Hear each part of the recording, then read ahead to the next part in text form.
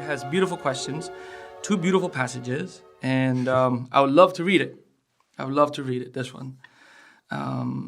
So passage 1 goes, the idols of the cave are the idols of the individual man.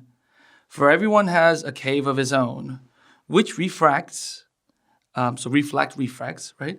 And discolors the light of nature, owing either to his own peculiar nature or to his education and conversation with others, or to the reading of books and the authority of those whom he admires, or to his mood when he first hears an idea, or to some other similar factor, so that the spirit of men is in fact variable and full of disturbance, and governed as it were by chance. Hence men look for knowledge in their own lesser worlds, and not in the greater or common world. And as I have prepared, like you said, Bacon, Francis Bacon, written by, and I think this is a particularly well-written passage, and I think the professors, whoever that was, picked a very good one, for sure. He talks about idols of cave, but I understand there's different idols too. I heard there's idols of tribe and so on and so forth. Idols of the mind. Idols of the mind, yes. Yeah. So this is I suppose this is I guess this is a passage from an important book, Yeah, Francis Bacon. I don't remember the name. It's a Latin book, actually. So when you say it was written beautifully, this would have been translated from Latin. Okay, so I guess translated beautifully. Yeah, it was a Latin book originally. What was it, 16th century, 17th century? I don't know. Okay. Yeah. Yeah, I mean, I just heard that it's been almost 400 years since he passed. So 16. So that makes it 21? I don't remember. I'm trying to remember now. You're testing me. Well, anyway, I think for students, it'll be good to point out some of the key parts of this. Idols of the cave are the idols of individual man. So in this case, what does idol mean? Yeah, it's a really strange choice of words, and I think maybe that is owing to it being translated from Latin. Right. But the general concept of it is that everyone is subject to his own necessarily subjective nature. Right, and idols in this case could also be, in my mind, I guess, translated as one's viewpoint, one's perspective. Yeah, and all those things that influence that. Right. Like he gives a nice list of them, right? Authority, the books you've read, your mood. We've all had situations in our daily life where you've thought one thing one day, and then under seemingly similar circumstances, thought a completely different thing, owing to what meal you ate or how much sleep you had or something like that. So we can all come in from a very sort of practical sense. We can all understand what he's saying. Right. So through your education, your upbringing, your conversation with your parents and your friends and your teachers, and the books you read, and all these things, and also the people that you admire, I guess sets your perspective towards the world, how you're going to see the world, and when something happens, how you're going to interpret that. Yeah, your bias, right? Right. Oh, good. Yes, our bias. Now, the first question asks, how do you understand the phrase, men look for knowledge in their own lesser worlds? And why do you think the author regards this as a problem? Now, on top of my head, I could think of the fact that if you look at the world through your own ideals only, then you definitely are seeing the world in a rather limited point of sense. And a nice sort of contemporary example of that would be, for example, on social media, where people click what they are interested in and click the things that they support. And then when you're on social media, it only shows you those things. Right. So you end up living in a world populated by your own ideas that you already believe, right? Right. So it's kind of a contemporary example of a similar idea. Great example, because I've been a follower of some of the political bloggers, and after a while I realized that those were the only viewpoints that I was reading from, whenever I get online. Yeah, you have your own little ecosystem, right? Right. I was going to say, but philosophically and in a wider sense, and what he's pointing to is that our whole experience is like that. It's filtered through our own senses and experiences and like biases.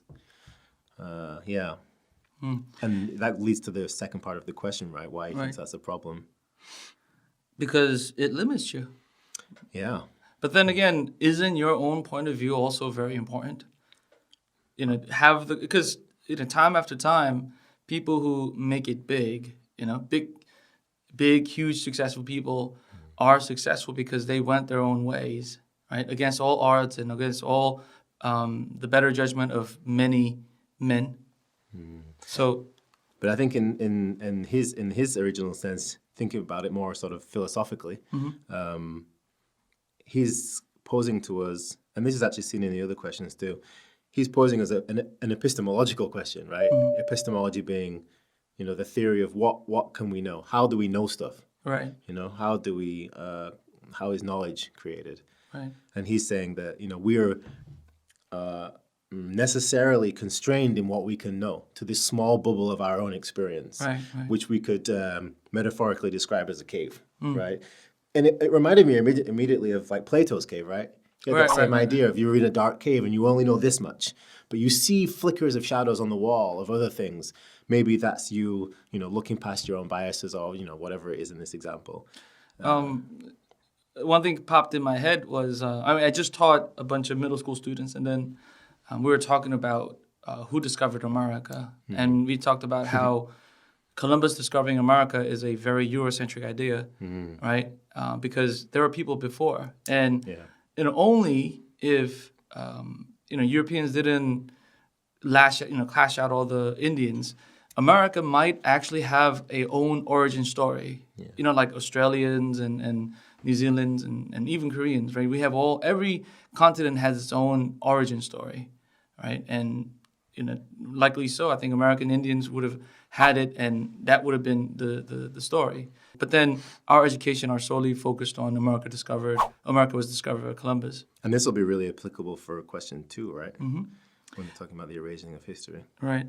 And number 2 here, also passage 1, number 2, what steps can one take to free oneself from the idols of the cave?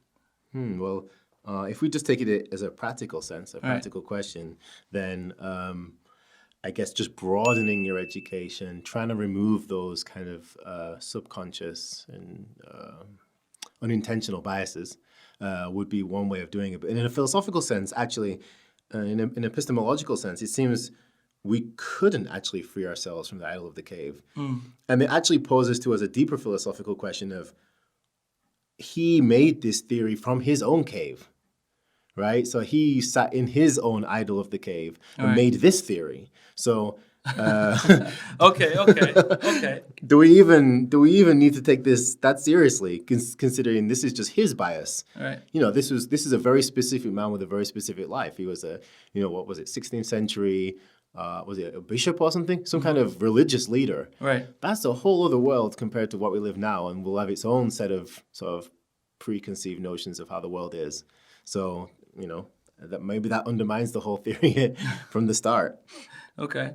So here, what steps can one take, as simple as it sounds, keeping an open mind? Yeah. Trying to bring in more viewpoints, maybe. Right.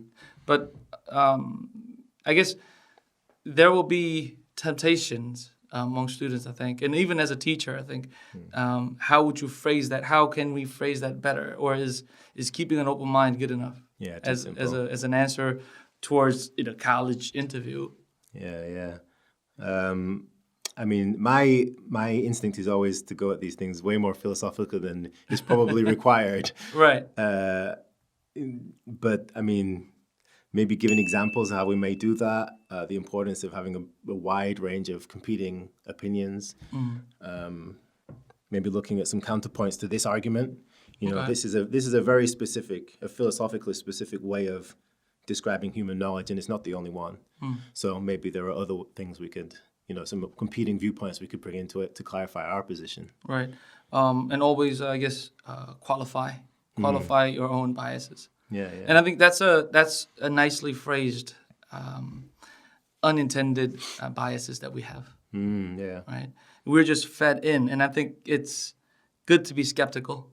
And also just maybe being explicit with our biases. Like we could say, it may well be impossible. In fact, it seems clear that it's impossible to be without any bias. So maybe the best thing we can do is be open about them, in this kind of modern world. Like, look, I believe this based on these things. And just being transparent and open about that may be the best we can do to mitigate this situation. I guess keeping an open mind and be explicit about your own biases. Yeah, being transparent, maybe. Being honest. Okay. So philosophically, can we say, or in these kind of type of answers, can we say bias equals point of view or your belief? Can belief... Maybe equals is a strong word, but is positively correlated with. Like is inescapably intertwined. I'm resolute to do something, right? And does that also a bias? Does that count as? I mean, maybe it would be necessarily biased, yeah. Right. Yeah. Okay, let's move on, because a lot of the stuff that we're going to discuss will overlap on passage 2, question 2 anyway. Yeah, okay. All right, so passage 2, from George Orwell, 1984. The party said that Oceania had never been in alliance with Eurasia. He, Winston Smith, knew that Oceania had been in alliance with Eurasia as short a time as 4 years ago. But where did that knowledge exist? Only in his own consciousness, which in any case must soon be annihilated, eradicated, right, removed. And if all others accepted the lie which the party imposed, if all records told the same tale, then the lie passed into history and became truth. Who controls the past, ran the party slogan, controls the future. Who controls the present, controls the past. So scary. Yeah. But considering this, I guess, interview was given in 2016, and consider what went on during 2016, all the candlelight vigils and impeachment process that Koreans were going. I think this was when I looked at it, I thought this was a very brave move from a college too, right? To question students, and it's very on point with what's going on. And I think it's a good point now to let the students know that when they are preparing for something like this, they should be aware of what's going on in the world, in Korea, in the world. And I mean, I guess 2018, 2019, we're going to continue to talk about economy and state of the world in North Korea and these things. It's important. Yeah, being able to call upon current examples is never going to look bad, right? All right, so the question reads, the narrator claims that Winston knew that Oceania had been in alliance with Eurasia, but that this was based only on a conscious memory. Do you agree that Winston really knew the supposed fact? Explain your answer. What objection might a critic raise to your view, and how would you respond to this objection? So multiple parts in this question, but let's start with this. The narrator claims that the Winston knew. So did he really knew? If the entire country or your tribe, like Bacon says that never happened, but you know that indeed did happen, do you really know it? Yeah, I mean, instinct tells us yes, right? Right. Our instinct tells us yes. And think also how this passage ends. Who controls the past? Ran the party slogan, controls the future. Who controls the present, controls the past. I mean, this is a intense, strong statement to be made, right? And, because of these things, it makes it a little more, I guess, believable, credible that maybe Winston really knew. And also, I mean, I read the book too. So. Yeah, well, I was actually going to say before that 1984 is never not going to be relevant, right? And this actually is the part that relates back to what you said before about Columbus discovering America. And then, that kind of, was it Julius Caesar, whoever wins writes history or something? Right. Was it? I can't remember what it was. But and then there's also a guy, E.H. Carr, What is History? Good book to read, students.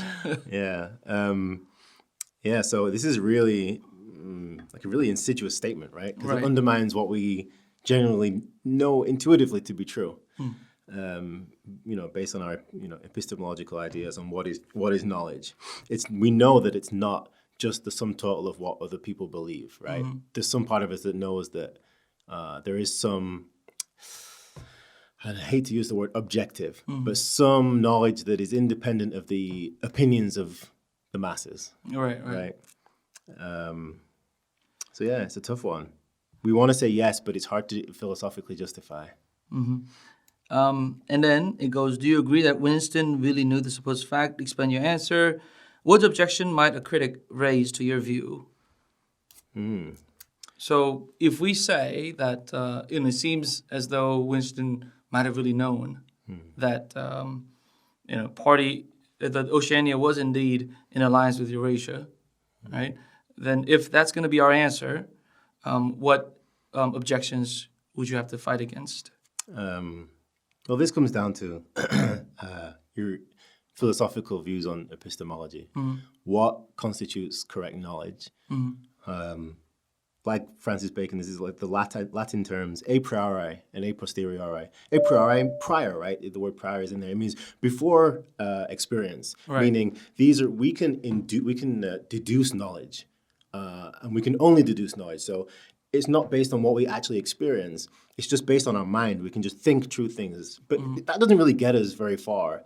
It basically restricts us to things that are tautologically true, like green is green. And 3 is 3 and things like that. You know, it's not very useful. And then we have the opposite, which actually Francis Bacon was kind of in a way the father of modern empiricism in the sense that this was basing what we know, quote, know to be true on empiricism, sorry. Yeah, right. So experiencing. Only experience, a posteriori, like post-experience. Like we experience something and then we can say whether we know it or not. But the problem with that is that it's very fallible. Right. We can never say something is 100% true. We can only say, in the 1 million times that I've seen this, 2 plus 2 is always 4. Right. But I can't say for sure. Maybe next time it'll be 5, but I'm pretty sure it's 4, like this. We can never be totally certain about things.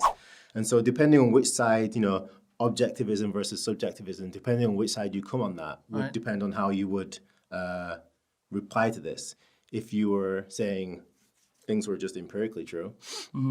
In this case, though, Winston knew. And I think instead of using other words like he felt like or he remembers, it actually says or believes. George Orwell actually chose to say Winston knew, which is a very strong word once again. Right? It is, but then how did he know that he knew? Based only on his own experience, right? Right. Which is a very deeply sort of empirical statement. His own direct phenomenology of experience. Like nothing could be more empirical than that. I experienced this, therefore I know. And that's a weird connection, actually, because Descartes had the evil demon argument, which was everything about your physical experience could be there to trick you.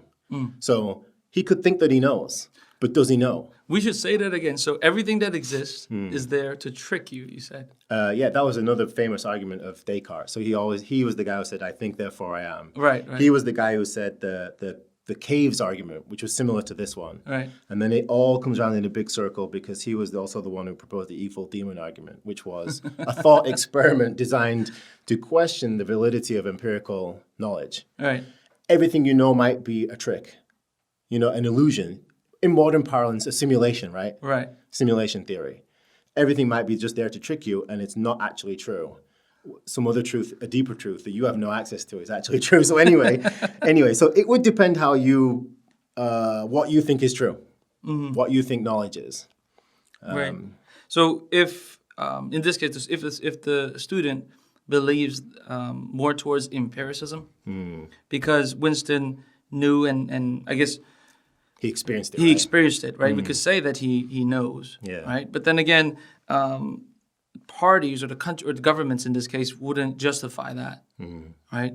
And I think at this point, I think it'd be good to bring out what happened in many of the Korean history books. And this is something that continued on throughout the past 20, 30, 40 years, like the May 18th, the liberation movement, where a lot of people were killed by the government, once again, allegedly or true. Right? People in Gwangju feels that it really happened, whereas the government always had been in denial of it. And when the daughter, the President Park, the recent one, before she was impeached, when she was signing the history books, it has been alleged that she had people or historians to elaborate what had happened towards so that her father wouldn't look as though too bad of a dictator, right?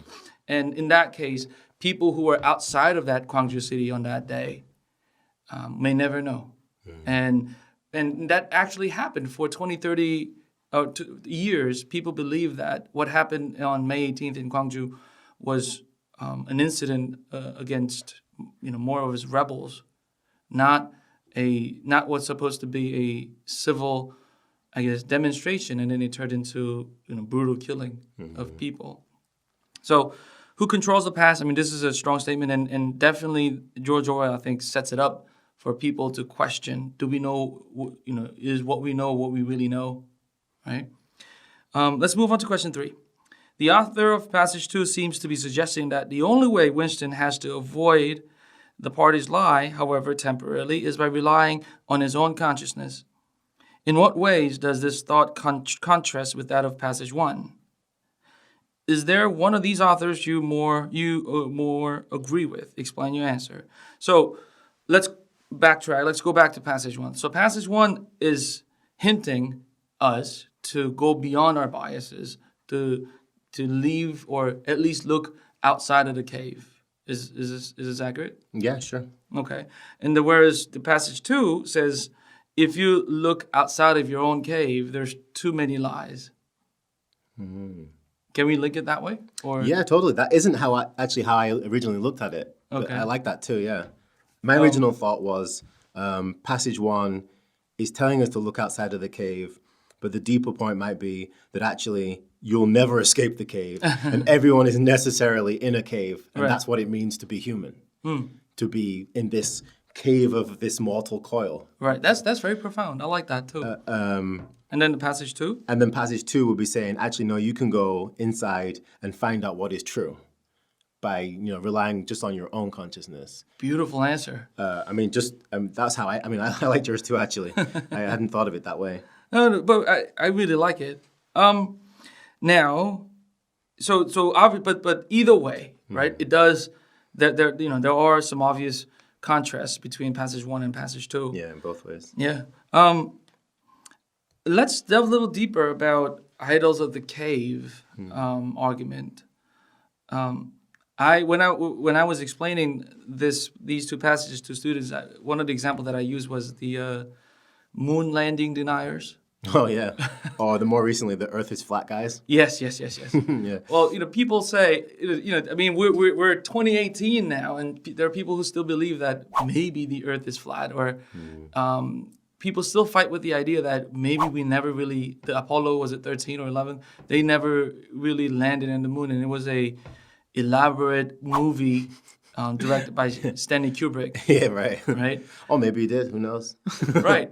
But what I don't like about that is most of the people who denies that the moon landing was inaccurate or never, it's a hoax, it's a lie. They also falls into their own trap, and they blind themselves to look at, okay, maybe, because it's a lot more flexible to think and say that, okay, maybe the first try was a lie, or maybe that was an elaborate, I guess, movie. But the second or third or the fourth, we human have landed on the moon many times. Kind of like Occam's razor, right? Right, and I think if you see the world with that denial, right, you also sort of cancel out what happens after that. And the mechanism by which and it's not just those people, right? This happens in everyday life, politics, Right. whatever. The mechanism by which we put ourselves in a cave is often confirmation bias. We look for the thing not that will disprove us, but that will prove us right. So we intentionally ignore what would actually free us from the cave, and we actively seek the thing that would keep us deeper in the cave. It seems like a strange paradox of the human condition, right? Right. I would definitely be throwing in words like sort of epistemology, objectivism, subjectivism. Empiricism. Yeah, empiricism would be a great one for Francis Bacon, because he's often quoted as being like one of the fathers of modern empiricism. Right. Rationalism, idealism, all these things that are theories of knowledge. Right. Yeah, for sure. A lot of those. Do you think history has always been used to control people? 100%. 100%. Yeah, I think so. Yeah, 1984 is such a poignant book because it's quite what it's saying hasn't happened explicitly, but those things happen, I think. Right. And even if you Google Big Brother, you're going to see tons of images that made relations to today's society, what's going on. The Big Brother's watching you. The Google's watching you. Yeah. Right. Okay. One point about answering strategy, I think it's important to note that these questions, I think they're written in a way to test if students are consistent with their answers. So if a student says, oh, I am 100% with the idols of the cave, and then in question 3 answers the other way, then you are contradicting yourself. So I think it should be noted that students should be very careful to be consistent with their answers, right? Keep in mind how you answered the passage 1 questions and passage 2 questions so that when it gets to passage 3, you wouldn't contradict yourselves. I think that's an important point here. Good. All right. So I think before we wrap it up, sorry, there's Right. actually we missed a point, I think. Okay. Question one, the passage 1. Right. The last part, consider the implications for both the individual and society. Oh, yes. Yeah, we talked about the individual, but I don't think we mentioned about how this would be relevant to wider society. If we take passage 1 to mean that look, we all have our own biases, and that we're all, in my opinion, necessarily choreographed by those biases. Right. Then that would have quite a big impact on society, right? And how we choose to organize society with regards to political parties and political groups and belief and voting and things like that. It seems like that would be quite relevant. Something that they could talk about. Okay. Good points. All right. Anything else we missed? I think we got everything. We got everything here, right? Good. All right. Well, I think that concludes this one. The passages are quite difficult, but I think once again they're very well written passages. Would a student fall asleep if a student attempts to read the actual Bacon? Oh, it's impossible. The opening pages are all dedications to the king. Several pages of dedications to King, whoever it was. I forget the guy's name. Oh yeah, it's unbearable. But 1984, It's a good book. Required reading. Read it. Yeah, you really should. And the movie's quite good too. Yeah, the movie's terrifying, but the book is more so because it uses your own imagination. Right, and you're going to link it to what's happening and what's possible today. I mean, think about what's possible today with in regards to this book. I mean, my laptop's right there, and every laptop has a camera, and every laptop camera could be used to spy people. Yeah. Every mobile phones could be used to spy people. Yeah, right? and it's very relevant in today's world of, Every email could be read. Yeah. Right, and Googled. So, yeah, definitely. Not going to sleep tonight. Good. So, I should read Bacon's work and I'll fall asleep immediately. quickly recapping. So, Idols of the Cave deals with biases, right? And how you should either delve deeply within yourself to see the world and find the truth and light of nature, which is the truth. And when the light of nature comes in, you refract it in different ways that you see the world too. And that's one of the points here. And then passage 2 talks about how Idols of the Cave isn't the only refraction that surrounds you, I guess, right?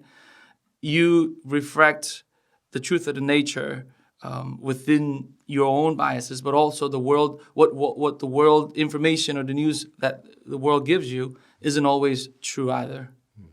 I think for me, the crux of the first one will be that bias is necessarily part of the human experience. And how can we either mitigate that or deal with that in an honest way? That's what I get from that, especially the last sentence. And then in the second passage, this seems to be more along the lines of an epistemological question about how we come to know things and how can you trust your own, can you trust your own senses? Right. And how can you trust what is also coming in from the outside? That one's a little tougher, but yeah, that's kind of how I took those two. And that's why it's important to be critical and be skeptical of things from time to And time. also to have these discussions because you had opinions on it that I hadn't Right. thought of, and Right. that then sort of colored my experience of these texts. So it's interesting. And that's a good word, color, Yeah. right? Given that we talk about refractions. Good. All right. I think this, once again, will be a big help to the students. I was told that when these two passages were given, students had a very tough time dealing with them because I was told that these were a lot more difficult than the previous years. So, but get ready. The exam's only going to get more tougher, I guess. Right. All right. So, thank you and good luck, guys. Yeah. All right.